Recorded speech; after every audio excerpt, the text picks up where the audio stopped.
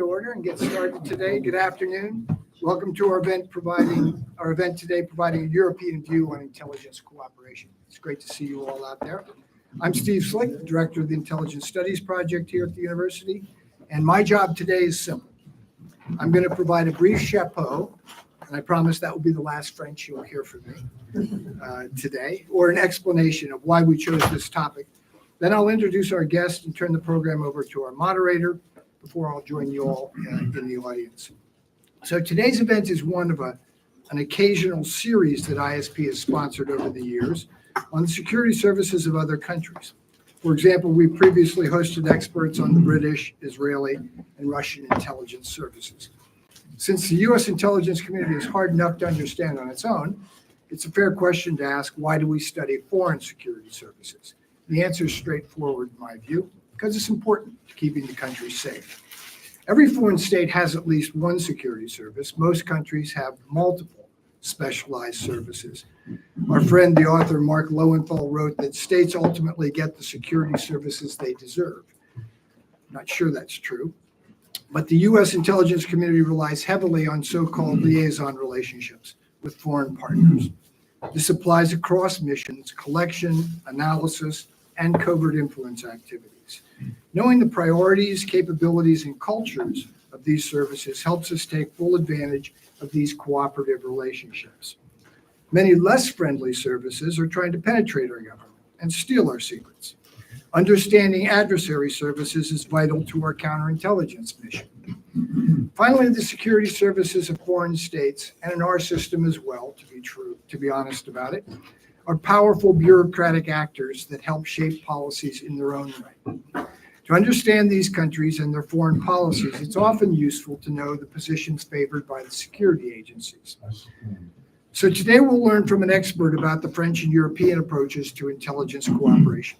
Our guest will make a short presentation and then join a moderated conversation with Dr. Kirill Avramov before fielding your questions. I probably shouldn't assume that you all know Dr. Avramov. If you don't, I encourage you to get to know him. He's a remarkable colleague. Kirill Avramov is the assistant professor at UT's Department of Slavic and Eurasian Studies and also a fellow at our Intelligence Studies Project. He teaches, conducts research, and writes extensively about foreign security services. Now, to our guest, Eric Mechoulan. He's widely experienced, well-informed, and uniquely qualified to teach us about intelligence cooperation by France and within Europe. More broadly, until 2018, Dr. Mechoulan served as head of strategic analysis and foresight for the French General Directorate for Internal Security, or DGSI.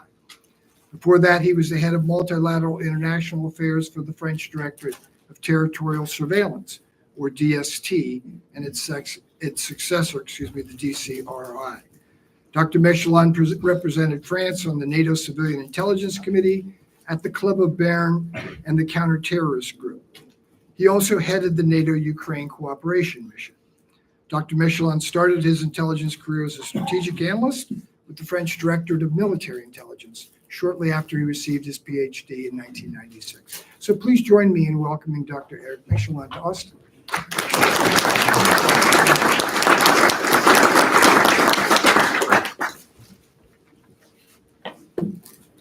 Thank you very much. First of all, I'll ask for your indulgence because I'm not a native speaker, of course, but you're used to that. So there's not only my accent. Sometimes I don't find the exact appropriate word, and not because necessarily my English is so bad, but because I'm quite jet lagged. So the big challenge with that kind of lecture is that I'm addressing an audience I don't know. I don't know what you know, and I don't know what you don't know. So in advance, my apologies if I say things you already know, or if I make reference to things that seem obvious to me that you don't know. But there will be room to clarify all that after I told you what I came to tell you. So, of course, the intelligence attribute to sovereignty by excellence is intended, as we all know, to protect the superior interests of a country. And theoretically, intelligence lends itself little to forms of cooperation with foreign countries because of what Steve Slick just said.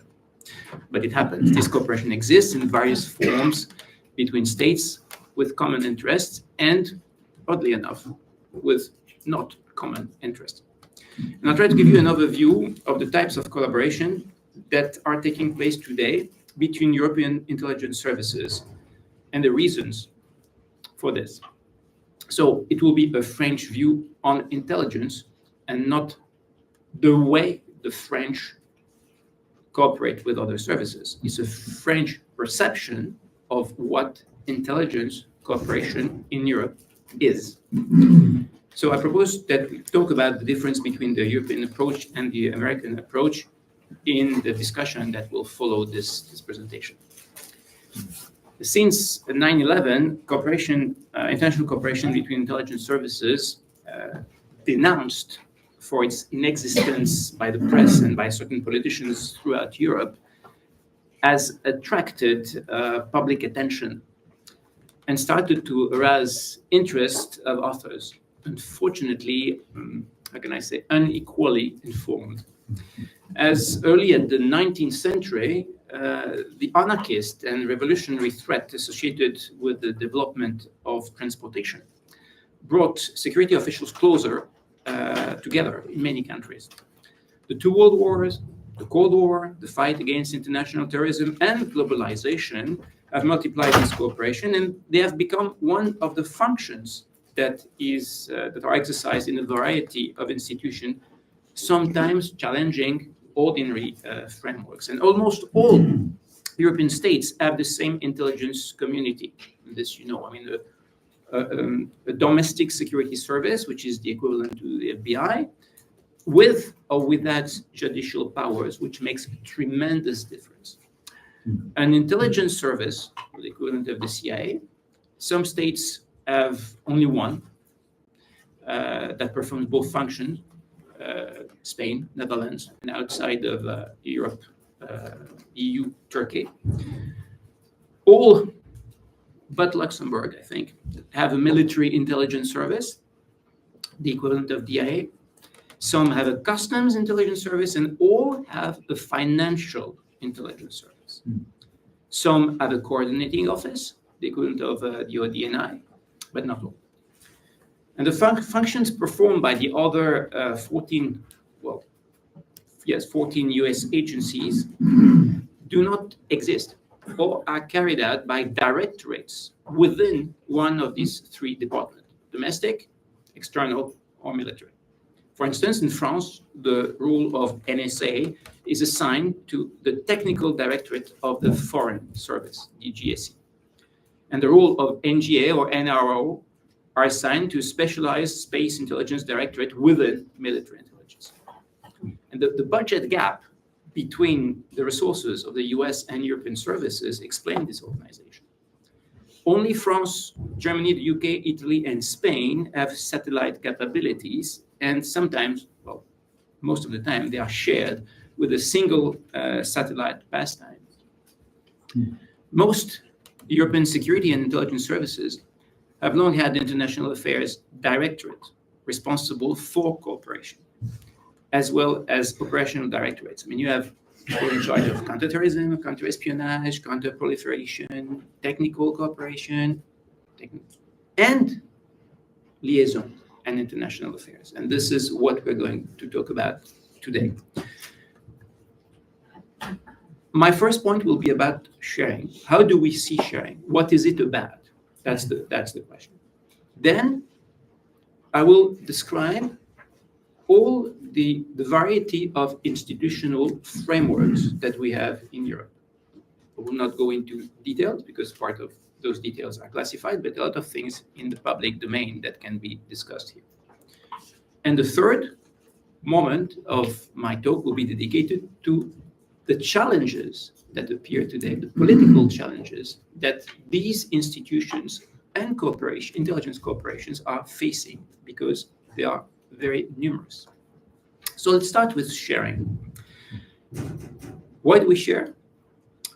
Well, when in 2004, Sir Stephen Lander, the former director of the MI5, the British Security Service, wrote that international intelligence cooperation is a kind of an oxymoron.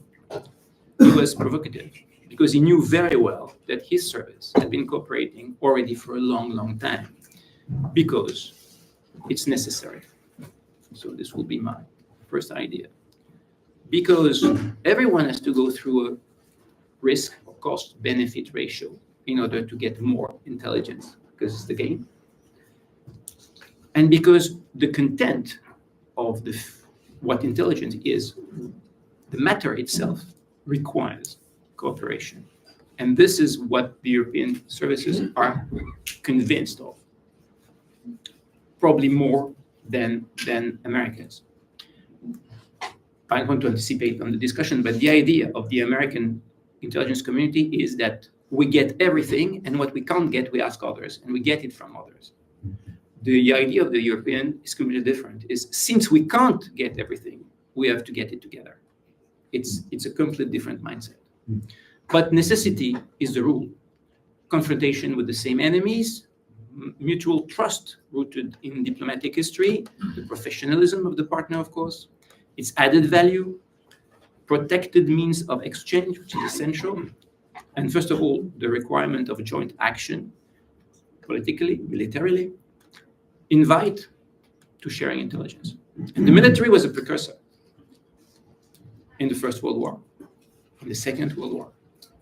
It was an idea of an alliance. Of course, intelligence services don't have allies. They have partners and they have targets. Most of the time, they're both at the same time, which makes this job funny. But in the military, they are allies. Western domestic services followed this military example during the Cold War. Faced with Soviet espionage, they had to do it together, and I'll develop that idea a bit later. The fight against the proliferation of weapons of mass destruction was an additional strong argument for collaboration. For instance, a country that wants to get nuclear will buy one piece here, one piece there, and if you don't get together, you will not have the big picture. You will not know it. And of course, the fight against terrorism was essential because you need to be together to counter the networks. And finally, in order to do that, you have to communicate together. And you had to put technical people together to create communication network, which is the basis of cooperation. So the culture of cooperation has developed since the 2000s. In fact, it's older than that, and I'll tell you what after, but it really developed among intelligence services, not security services, those who spy on each other, not those who defend themselves. Because they also started to target the same opponents. So of course, to do that, second point, we all have to go through a risk, cost, and benefit ratio. Before any exchange of intelligence, the services calculate the risk of the sharing and conversely the harm that would be done by non-sharing, not by sharing, by non-sharing. They must both protect the sources and assess their reliability in counterterrorism. To prevent an attack, the gain always outweighs the risk. Very simple example, while supporting Ukraine, the CIA has warned its Russian counterpart, the FSB, of a potential attack from the Islamic State on coercion in Russia. Okay. The FSB wasn't capable of thwarting that attack, but it did so. The cost, of course, varies according to political circumstances. The war on terror that was launched by the US after 9/11 led American services to recalculate that risk-benefit, and it had a big, big impact on Europe. It's not the war itself, the risk-benefit recalculation. Because they started to undertake actions previously prohibited with some partners, and including operations on their soil without their consent. Some of the CIA's cooperations took the form of secret abductions, detentions of suspects. You know that story. I even visited one of these ghost jails myself in a European forest. And the Americans have thus taken the risk of exposing their own agents to prosecution for criminal cooperation. And this will have big, big impact on European cooperation that I'll show you in the last part of this presentation. Cooperation sometimes allows European states to circumvent their own legislation. And this is very tricky, although illegal. I'll give you an example. For instance, this because I saw it, I don't disclose anything classified because it was published somewhere.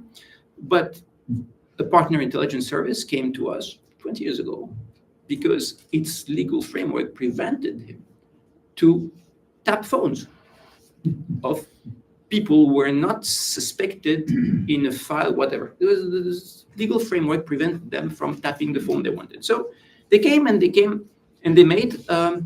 they asked us to listen to that target off the record, and then they made an official request for cooperation, abiding by the principle of the protection of the sources. We did not indicate in our response what allowed us to obtain the information requested. Basically, we did the phone tapping for them. They got what they wanted. We did the job. Everyone was safe and happy. This is how you use different legal frameworks. Of course, it's illegal, and this kind of practice will have a big impact also today on the attack that European services are undergoing. The relations between services, sometimes that of a democratic state and another, which is less or not, also make it possible to compensate for the absence of diplomatic representations or to preserve the discretion of certain negotiations. Few departments are prepared to integrate the few agencies, the vagaries of their state's foreign policies, so to speak, into their cooperation at the risk of losing this investment. We went through that. I mean, my director went through that. After the beginning of the civil war in Syria, we had a strong cooperation with the Syrian services, which were not particularly known for their humanist practices. But they allowed us to have an eye on all the jihadists coming from the Middle East to France in particular and Europe in general. When the political level, the president said, we break with Syria because it's not possible anymore, we called back the ambassador. My director went to say, can we stay there because we need it. We need it for the security of the country. And we'll do the para-diplomatic job for you. The president said, no way, you don't talk to those barbarians anymore. And we were ordered to remove our people from Syria, and we became blind. And the country was put in danger for that. We lost a lot of valuable sources there through cooperation. So in intelligence, we eat at the table of the devil, also not only in operation, but also in cooperation. Well, by the way, it's not a metaphor. Once I went with my wife to a restaurant, and who do I see in the restaurant? I see a guy from my service with one of his sources, and the guy was from Abu Nidal. So it's not a metaphor. So now, what about the content? Services, of course, only exchange information for the sake of interest. And the value of this information is usually inversely proportional to the number of players who possess it. Whether they share strategic, operational, or tactical intelligence, the goal, of course, is to get the most by giving the least in the barter trade-off of the key phases of the intelligence cycle. Geographical or linguistic skills, familiarity with specific cultures and religions, the availability of a particular resources or technology make certain partner very valuable. For instance, a lot of people don't understand why Denmark, which is such a small country with absolutely no forces, is so precious as a partner. It's very simple, because they control the Skagerrak. Whatever Russian ship that leaves the Baltic and gets elsewhere in the world, they spot it. And they're the only one who can do that. The same when the European Union opened to the Balkans, and we started to talk more and more to our Balkanic partners. Slovenia which never regarded itself as a Balkanic country, but as a former member of the Austro-Hungarian Empire, was extremely knowledgeable about the whole Balkans because they were part of Yugoslavia. Without them, we could not do anything in the Balkans, and so on. The possibility of taking advantage, we talked about that, of less stringent legal standards may be useful for collection by letting the partner take the physical or sometimes the legal risks. In terms of analysis, the exchange finally allows for the confrontation of priorities and dissenting views. We do that. I mean, we like to talk to people who don't see the things the same way as we do, and the Americans don't. The services also organize operations, deal with sources in common, install facilities or equipment at their partners and provide them with resources and sometimes train them. When I went to pay a visit to the director of the Albanian service, there was an American flag at the entrance of his office.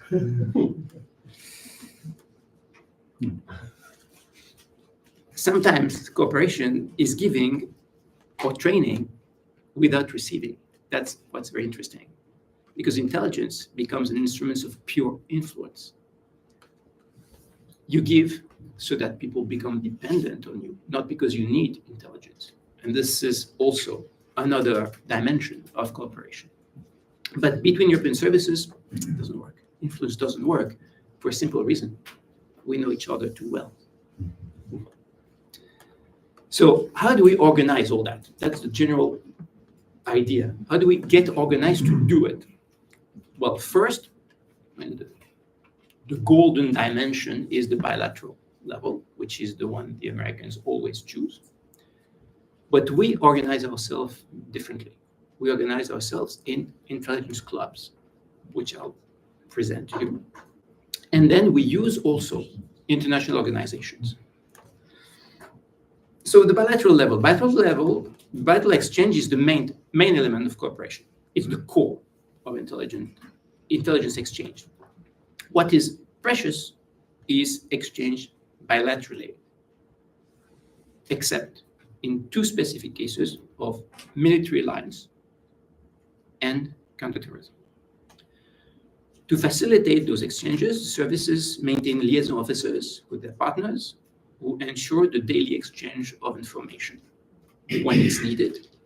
For instance, the French have embedded, so to speak, agents inside the Spanish service, and the Spaniards have the same in Paris to fight ETA, the Basque terrorist group. Between military services, these relations may be governed by SOFAs, status of forces agreements. When facilities are used on foreign soil, this is what you do when you put your big ears in friendly countries. And the US services have unparalleled resources to do that. The CIA has posts almost everywhere in the world, and the FBI has its legates, its legal attachés.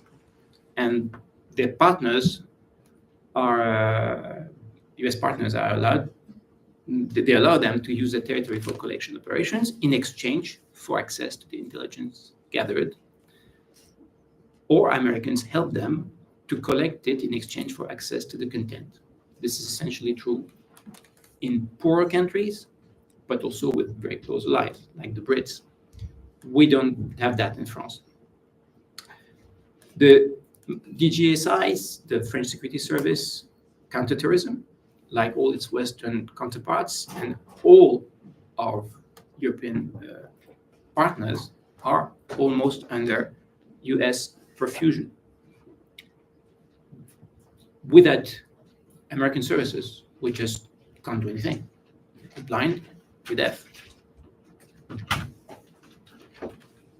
But whether you are on the counterterrorism or the counterintelligence directorate, you see things differently. Because for the first, the Americans are the best friends. For the others, they're just foes, like others. Common spy. So intelligence cooperation in Europe, more than elsewhere probably, is very schizophrenic. Many countries operate with the NSA to intercept electronic communications of all kinds while being spied upon by the NSA. You saw that with the big scandal in Germany. I told you there are no friends, no allies. They're just partners and targets. And most of the time, they're the same people, which makes the job funny, in fact. Intelligence cooperation is a job in which it's very rare that your partners are not your targets, and vice versa. Because there are cases. I mean, France is not a partner with the North Korean General Reconnaissance Bureau, but it is a partner of the FSB, even though the FSB is extremely aggressive in France, as aggressive as the SVR and GRU. But Russians are our enemies, especially today, since the war in Ukraine. But at the same time, we would have a difficulty in tracking the great Chechen organized crime in France without the FSB. So they hold us to a certain extent. We can't do without them. So we never cut bridges, even when partner services ask us to do so, like the Brits, after the killings done by Russian services in UK. So the security services have much more interest to share than the secret services who spy on each other. There are even many cases when foreign services told us, we are going to exchange intelligence with you, but not with your sister service, because they spy on us while you don't. The foreign services, offensive by nature, are enemies for each other. They have this vocation to spy on each other, and they only get together when they face common enemies. We just don't. But those common enemies exist. Today, there are the Russians, but also the Chinese, North Koreans, Iranians, and all terrorist groups in the world. Sometimes there are clashes inside the intelligence community because of their cooperation policies. For instance, it's very well known that the warm relationship between the French domestic service, my former service, and the MI5 has sometimes irritated the French external service, the DGSI. All this to say that there is a very strong trust between security services, which does not exist between external foreign services. And thanks to this trust, we build institutions. Well, let's see first how we use this trust within existing institutions, and then how we build up our own. Existing institutions, there are only two in Europe, NATO and the EU. They both have some multinational sensors and fusion centers for intelligence. Let's start with NATO. Both are based on the same policy: voluntary, civilian, and military contributions. In NATO, you had an intelligence military committee and a civilian intelligence committee, and they were organized originally in NATO. They organized the sharing of military intelligence concerning USSR. It was made for that. And then the countries of the Eastern Bloc. Less known, the organization also set up in 1952 a structure to counter the action of the Soviet services and their allies on NATO territory, a special committee bringing together the security services of all allied nations. And the French domestic service was therefore the service that represented France in NATO for decades on behalf of counter-espionage till the American reform of 2013. The special committee proved to be an indispensable body for ensuring the security of Europe during the Cold War. Indeed, Soviet operations, I don't know how many of you have studied that, but they've always been mounted in the most fragmented possible way between different countries to run a target in a country A, to turn a target in country A into a source, for instance. Soviet agent had to reside in a country B, have a passport from a country C, and travel from a country D. So for Western services, the only way to understand and counter such operations was to sit around the table, each one with a piece of the puzzle. There was no other way. So we learned how to work together. And NATO taught us that. The sharing of intelligence in NATO worked very effectively, with cooperation becoming the policy issue of each nation's influence based on the quality of what it shares with the community. power doesn't come from keeping information. It comes from sharing information. I remember that there was even a scandal took place in NATO when there were classified information circulating within the organization with a mention minus Bulgaria, because the director of the Bulgarian service was known to be bought by the Russians. Well, he had one foot in the Russian and another foot in the mafia, but we didn't want to share our documents with him. It was the scandal didn't last long, but it was quite something. NATO has little in terms of collective intelligence resources. It has a few Boeing Z-3 Sentinel, with the airborne AWACS system, and there's also its ground surveillance and pooled capacities. Within the General Secretariat, NATO established a joint intelligence and security division in 2016 under the authority of an Assistant Secretary General, which is James Clapper, big idea, to produce joint civilian military intelligence documents. But there, what is very interesting is that services negotiate the agreed intelligence document, which is the lowest common denominator of what they put in the pot. So basically, it's the newspaper without the pictures. And on the other hand, they send information to the intelligence unit of this division to be merged into non-agreed document, where it says, this one says this, this one says that. And they might disagree, but at least the decision-making level receives input from the different nations. And of course, this can be very precious, especially for small countries that don't have the means to collect that information. So negotiating agreed intelligence document, like the famous MC-161, the Strategic Intelligence Estimate, is a long, tedious, and extremely depressing work. I've been doing that for a few years. I wouldn't wish that to my worst enemy. You spend hours finding circumlocutions to avoid saying Islamic terrorism because the Turks tell you it doesn't exist, or they would refuse to validate a counterterrorism document as long as you don't have put somewhere that the Kurdish terrorism is the main threat to the world, and things like that. So we have to go through that because it's NATO, and the problem is never between European services because we know the job, we do it ourselves. At the operational level, the Secure established a multinational support structure for its G2, for its military intelligence bureau, outside of NATO, the NATO Intelligence Fusion Center, which, contrary to its name, is not in NATO. It's in England, on the basis of an allied memorandum of understanding. It produced exactly what he wants, non-agreed intelligence through a central core led by Americans, but surrounded by European intelligence cells. In 2012, NATO launched the GISR initiative to structure joint data, surveillance, and reconnaissance functions, bringing together all that I've told you about. I mean, the AWACS, the ground surveillance system, everything. And of course, for European countries, it's extremely precious because they all have access to visual and electronic observation from satellites, unmanned aircraft systems, ground sensors, maritime vessels, turning all that information into intelligence that they can interpret through their own national lenses after. In February 23, a group of NATO allies, together with Finland and Sweden, before they entered NATO, announced even plans to launch the Alliance Persistent Surveillance from Space initiative. We can thank the Russians for that.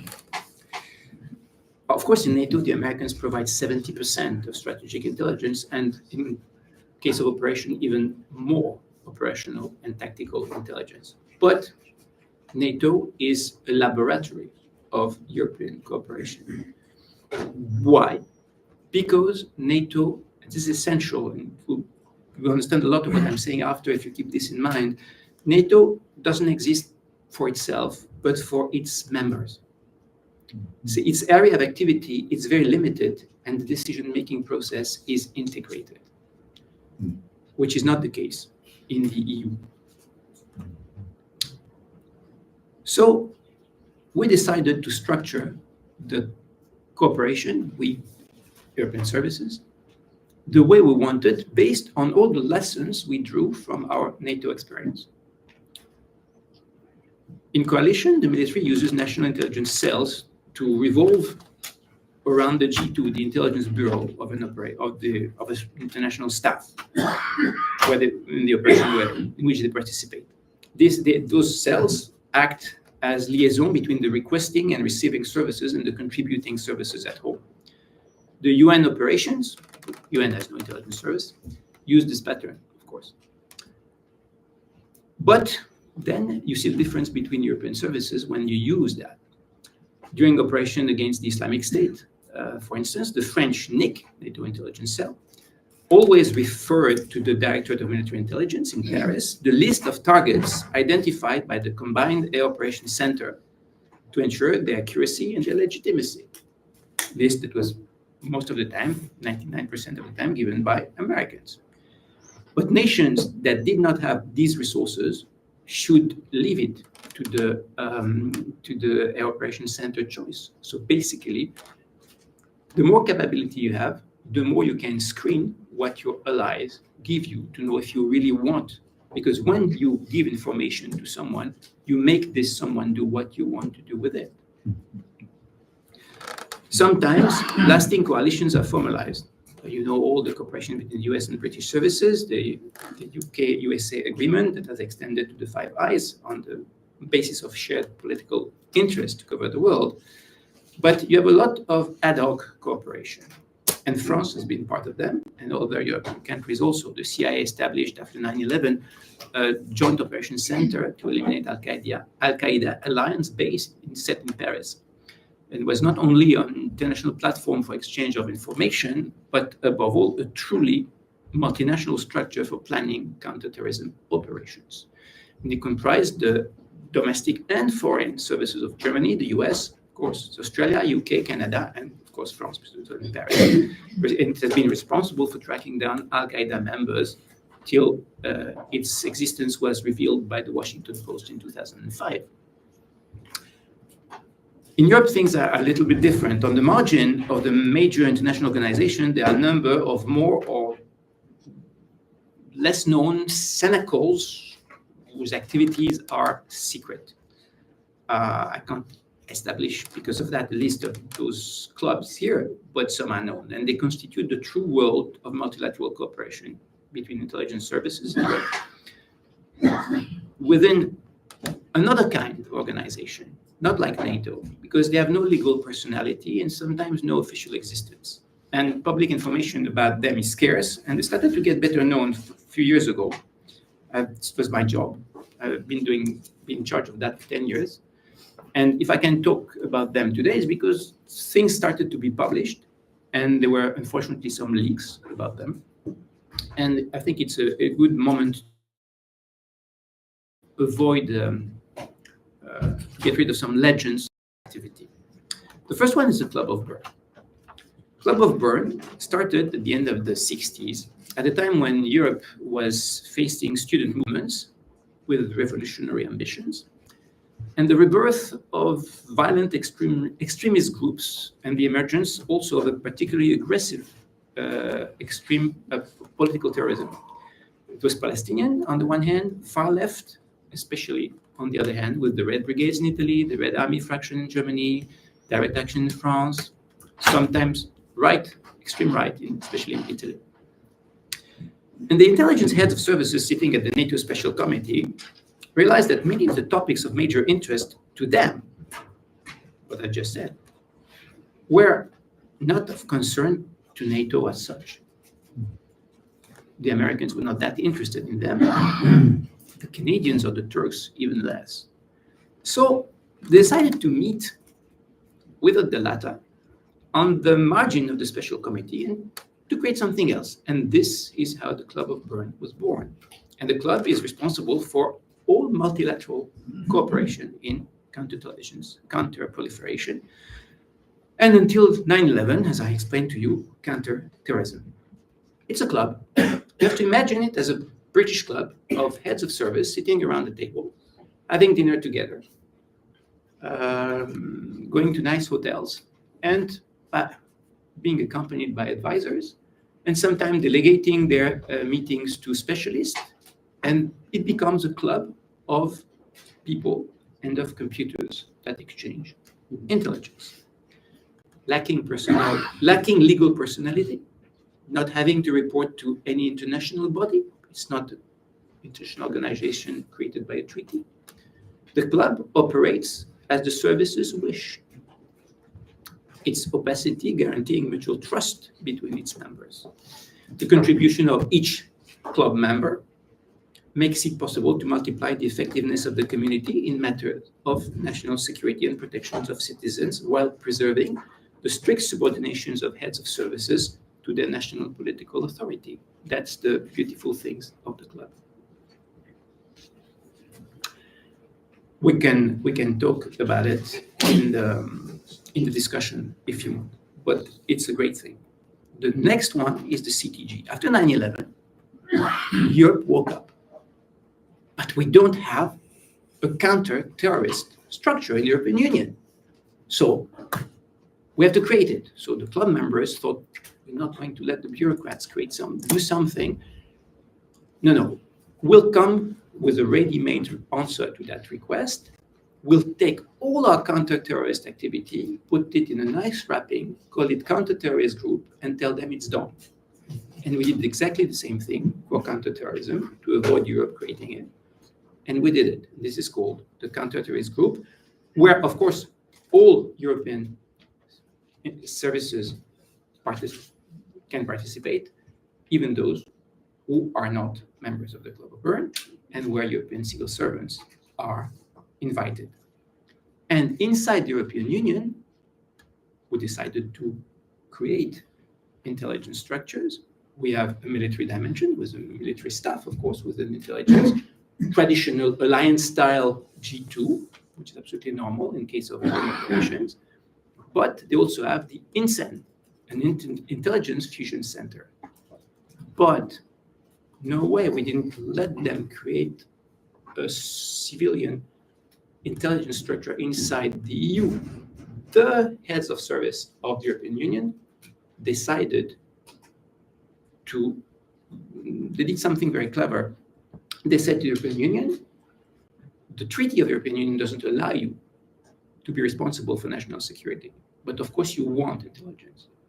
So we're going to provide you that intelligence. We're going to send you intelligence. And it will be synthesized in Brussels, but not by your civil servants, by our people. We are going to deputize there. And it's not the services, the domestic services, who will send those seconded experts in Brussels. It's the counter-terrorist group as a whole who will send people with no national flag on their labels, but CTG. So when the Brexit took place, the Brits stayed. And it was a very clever move.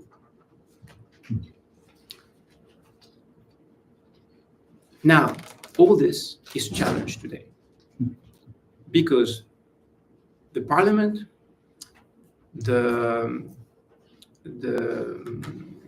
all the institutions in charge of human rights, the European Parliament, of course, the Commission, all European institutions realize that they have no power over the intelligence, European community. So there's a huge offensive that is starting against this way of doing business, so that Europe as an institution can get back intelligence in its midst. And what do? They ask for more. They say this way of doing business is not democratic because there's no one to oversee what you're doing.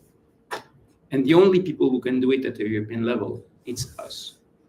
So there's a very strong lobbying that takes place today in Europe to counter all that, to impose overseeing structures, to make sure that whatever we do is done by the book, that respectful of human rights and of international regulations, and that no intelligence is gathered in a way that is incompatible with the principles and norms of the European Union. Which is a big problem, because essentially what they want to do is have access to the content of intelligence exchange.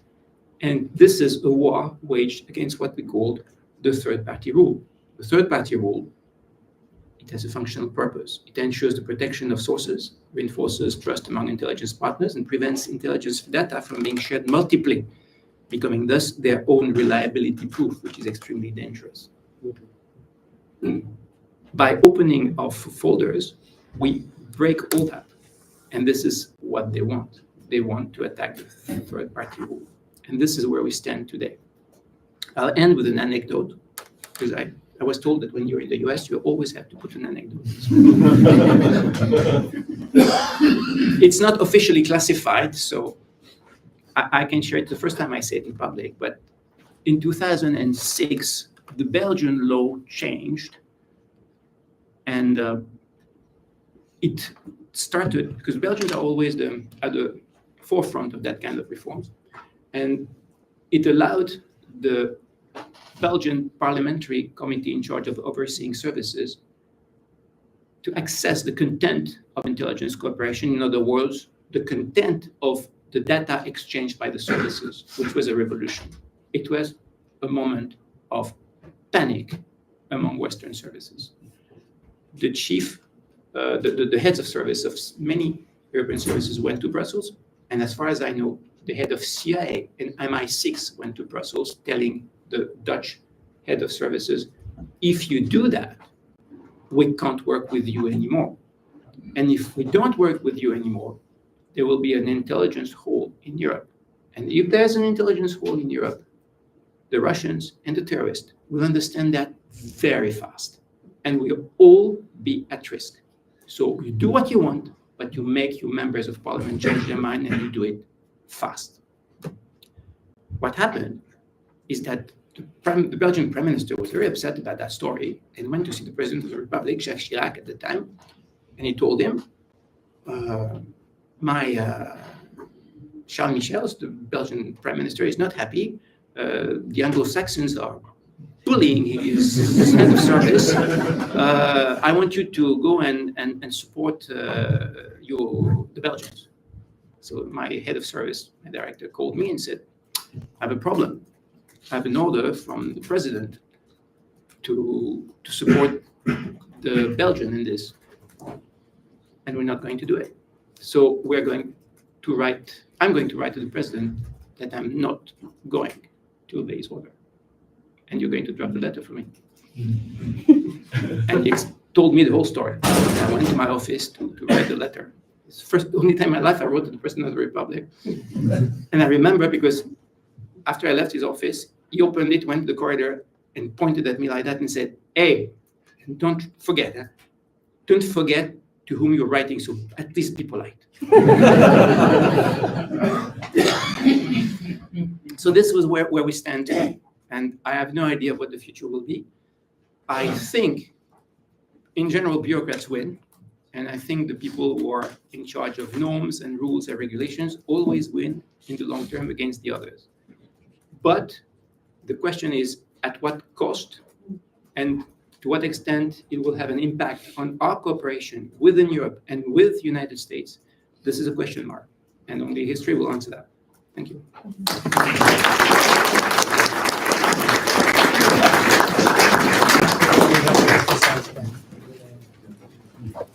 That's great, thanks. Oh, I thought this was no, yes, that's all.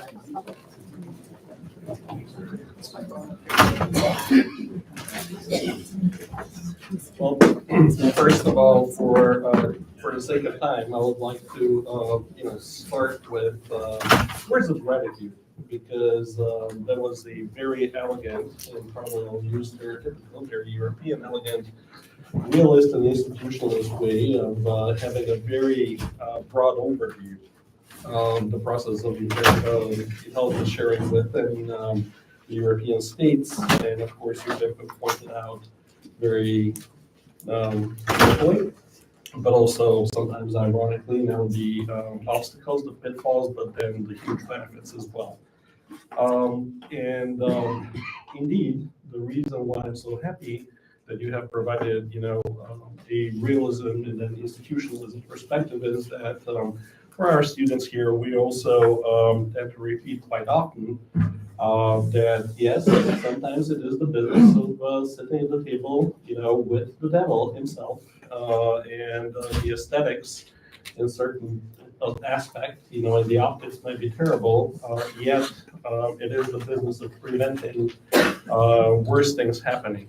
Number two is that we usually always tend to remind our students as well that especially in the U.S. context, intelligence services, do not craft policies. It is the sort of the membrane, and it is a tool of political decision making.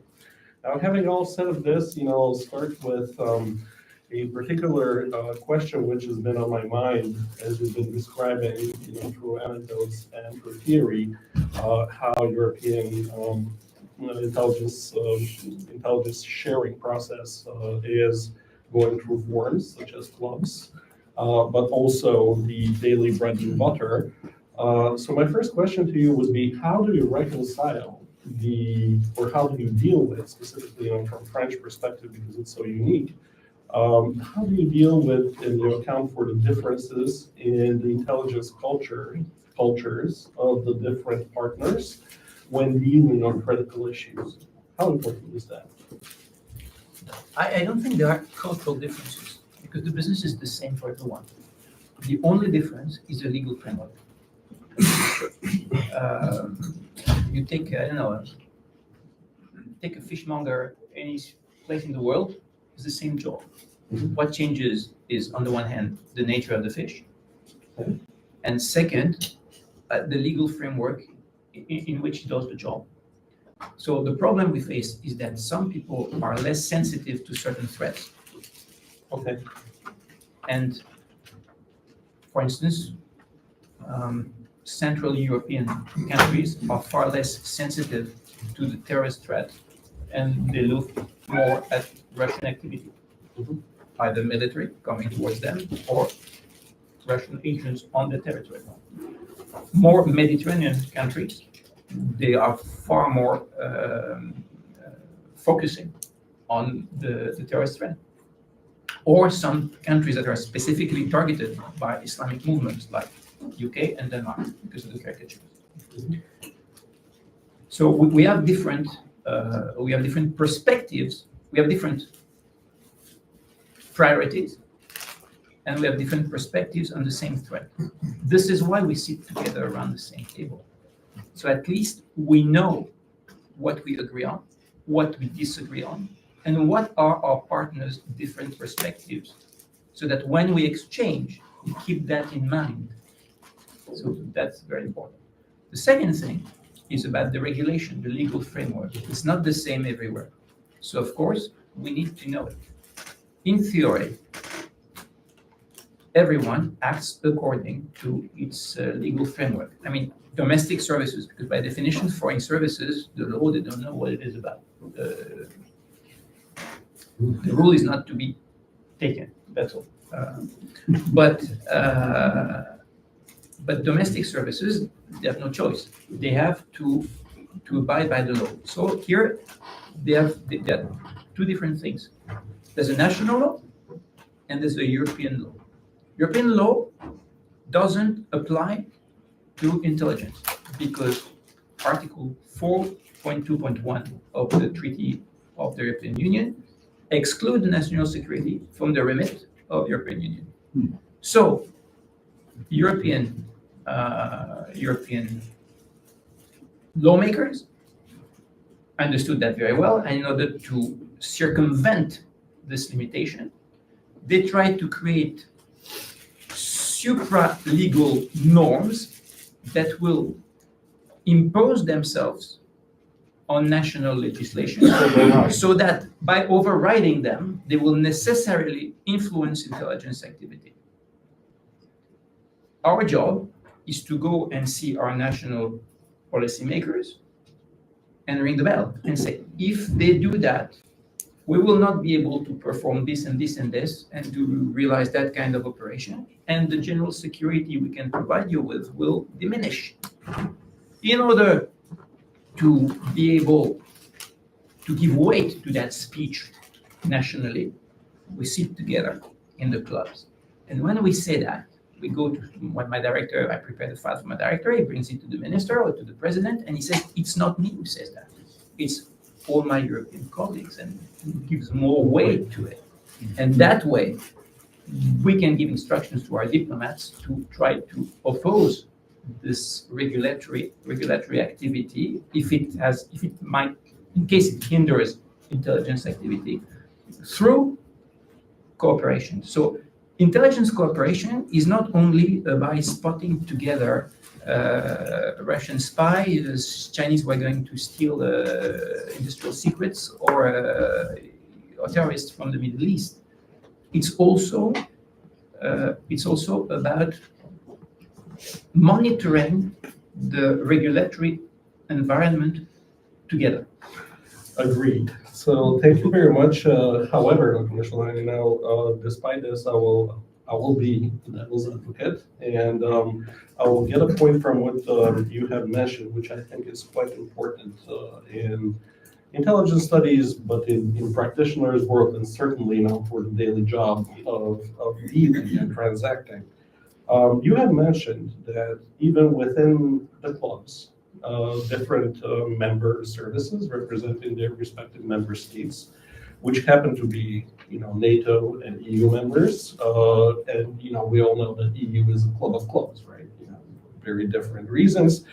However, there is one key dimension which we as scholars are very interested in. This is the national threat perception. And you've given an excellent example, to give us examples of how different services prioritize, what is important to go to the top of the agenda versus different way. So how do you reconcile usually? Is there, a mechanism within the club or in general framework, disclosures, to reconcile the differences? What is important for France as opposed to what is important for Romania?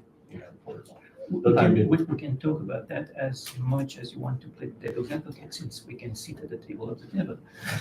Thank you. That was fantastic. But the only way to do that is to talk, to find a place where to talk. And the clubs are made for that. In fact, originally NATO is made for that. Because we started with one common enemy, which was USSR. And then we started to discover that there were many more threats, and that we were not equally exposed to them. Mm-hmm. So NATO was the laboratory to overcome this difference of exposure. And when we are within the clubs, it's very simple. We say, you want us to help you to fight this and this, like the espionage organized by this hostile services on your territory. Mm-hmm. Okay, we'll do it.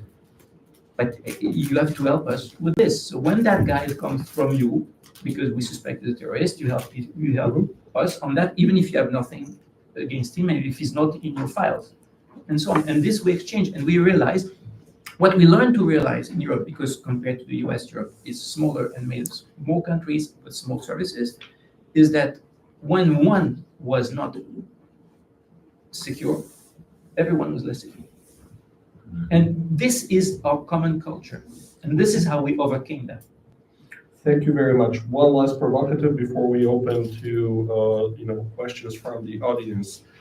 Devil's advocate, since we're sitting at the table. How do you deal, from uniquely French perspective? And I know that it might be a cliche, but still, when you have the division between old Europe, so-called old Europe, allies, versus new Europe. I know in the public domain there have been concerns voiced about the reliability of keeping exchanged information on certain services and not being leaked to places such as Kremlin. So what is your view on this? How is that dealt with? What we do is that we help each other to secure the intelligence we share with each other. This is part of the club's activity. There are specific club missions that go throughout Europe. Teams composed of members from different European services who go and check the security level of their partners according to common norms. But these are our norms and not European norms. They are services norms. Mhm. And we check all the time that the partner with whom we exchange intelligence is not only trustworthy, but that from a technical point of view, his systems are clean and safe, and that his screening procedures for recruitment and so on are the same as ours, and so on. Compatibility of professional. Compatibility at all levels, human, technical, institutional, and those missions are rotating all the time. So we are all the time inspected by our peers. Fantastic. We call this peer review. The academic Yeah, but world. you wouldn't let a foreigner do that in the US. Well, we do that. Should we expect a common European agency anytime soon? It might happen.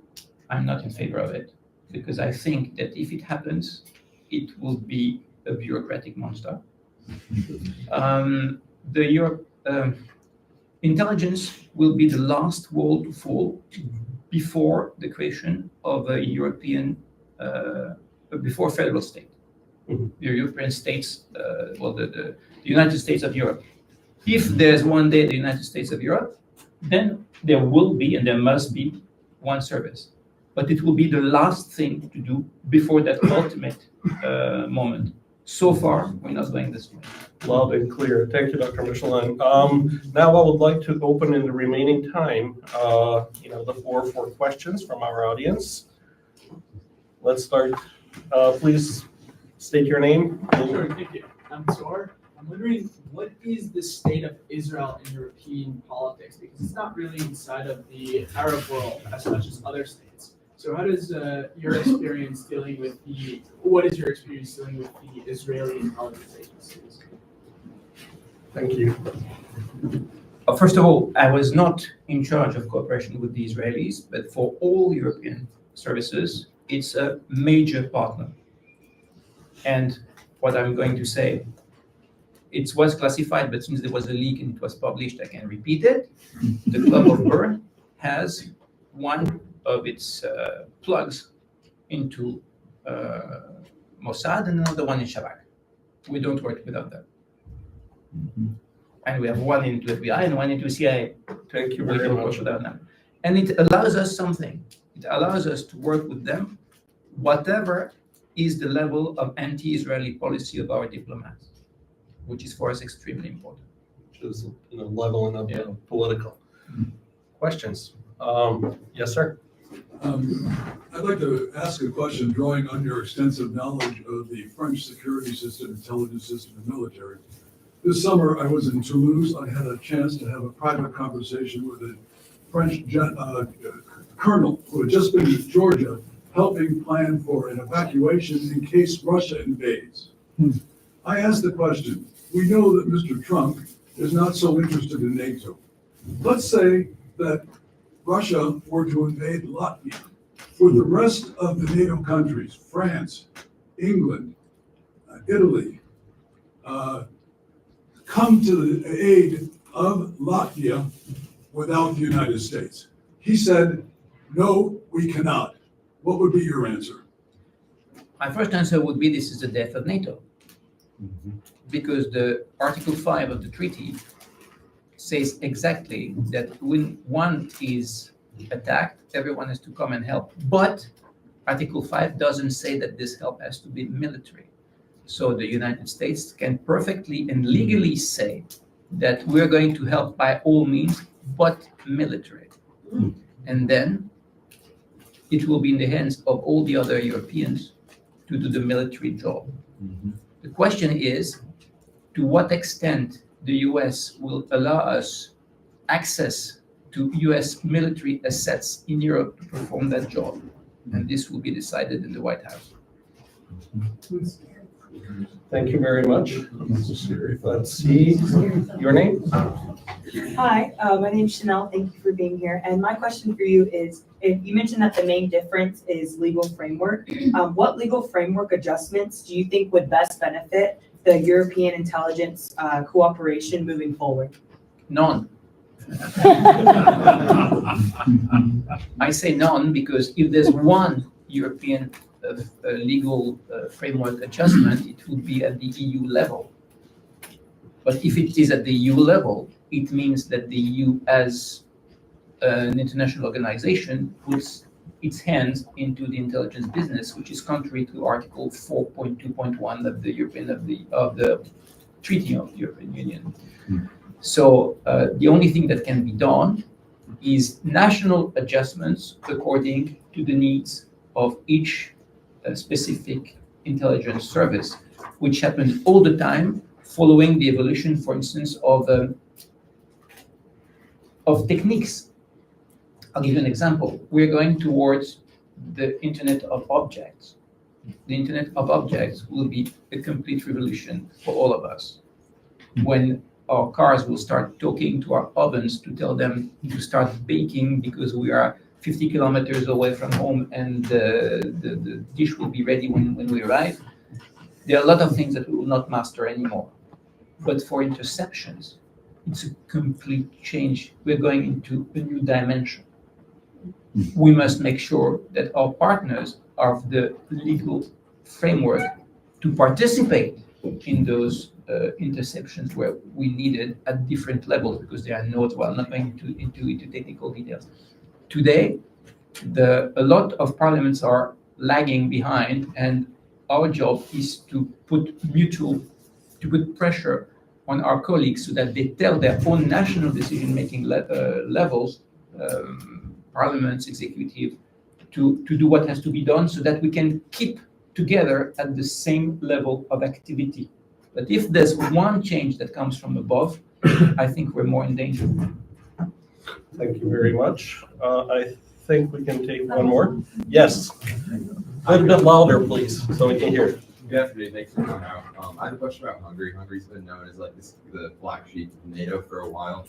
Do they have a seat at this club? And how prevalent is Chinese influence in Hungary? Does that affect like French sovereignty? Hungary is not the black sheep of NATO; it's the black sheep of Europe. Because Mr. Orban expressed too much, what's the word, benevolence towards Mr. Putin. But as I tell you, the cooperation between services is dictated by the level of mutual trust we have, and not by what our politicians say and do, which enables us to work on the long term and not waiting for electoral changes. As for the participation in Hungary within the Club of Bern, I will not answer you because the list of club members is classified. Thank you very much. Professor Slick, I think this is the last question that we'll take for today. So much pressure. Thanks. Dr. Mechoulan, thanks. This is terrific. We all enjoyed it. I think I can ask you a question that may be of interest or on the mind of several of our guests today. You mentioned dealing with the United States, right? Sort of inescapable given the size and scope of our interests around the world. What would you say about that? From a French perspective, from a European perspective, what's it like dealing with the U.S. intelligence community as a partner? Certainly must have great benefits in some cases, but equal number of frustrations, I'm guessing. So how would you describe being a significant, serious European state, having to deal with the United States to keep your people secure? It's like being a hungry baby waiting for the milk bottle. You can't do without the United States. They bring you answers to nearly all of questions. They bring you the intelligence you need. And what is in their hands is whether they will bring it and when to make you do what. Most of the time, they come and they bring it. And they do it. But sometimes, in exchange, they ask you things that are problematic. I'll give you one example. One day, Mr. Brennan went to NATO. Usually the head of CIA doesn't bother coming himself at the meeting because there's certain disdain for multilateralism in the American community. But this time he went there. And my boss that day was not there because he had a commitment somewhere else in the world, and he sent me. So I was the French representative, and Mr. Brennan was the American representative. And Mr. Brennan started to say that the NATO Intelligence Committee had to do this and this and this and that. And most of what he was asking was completely outside of the scope of NATO, illegal compared to the treaty. I mean, it's not asking to do illegal things individually. It was just impossible. And I was looking around, and all the heads of services were turning quick. But no one dared to say anything. And I was the only one who was not a head of service at the table. So, of course, the eyes went toward me, lifted my hand, and I said, we can't do that because it's contrary to the treaty of the North Atlantic Treaty. We just can't. We can do it, but not in NATO. We can do it elsewhere, but no, we just can't. And Mr. Brennan, I wouldn't say he insulted me, but it was not far.